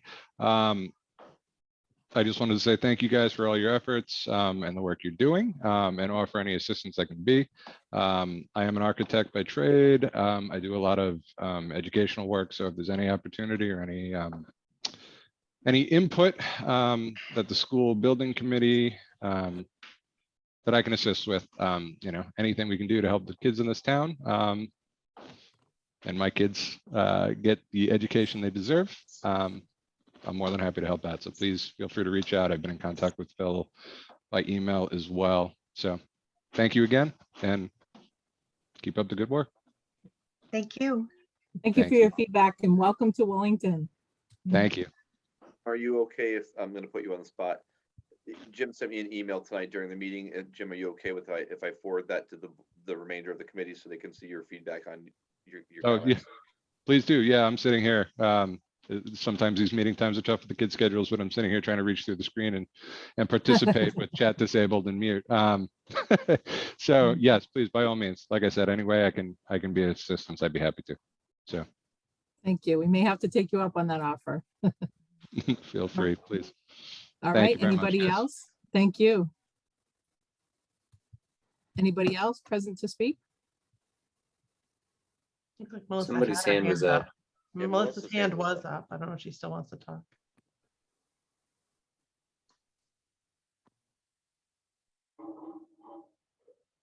Just So give I it a pressed the couple- wrong one. I just wanted to say I'm glad that you guys got the money so you guys can move forward in this process. Thank you. Thank you, Melissa. Yep. Anyone else? We'll give a couple more minutes.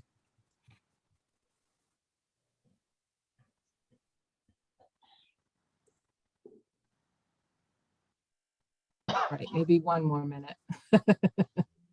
There's only one person left that's not on the Just committee. Sarah. No. She's still awake here. That's right. All right, why don't we move on to adjourning the meeting? Is there a motion? So To moved. adjourn. I'm a All right. pick a person, this person, Who Kelsey. was first on that? We'll say Erica was first. All right, I'll Second? second. Second, Ralph? Okay, all in favor, say aye. Aye. Aye. All right. Meeting 8:48. adjourned. It is 8:48. Thank you Thank you. and have a good Thanks, week, you everyone. guys. Thank you all. Take care. Thank you. Stop Bye-bye.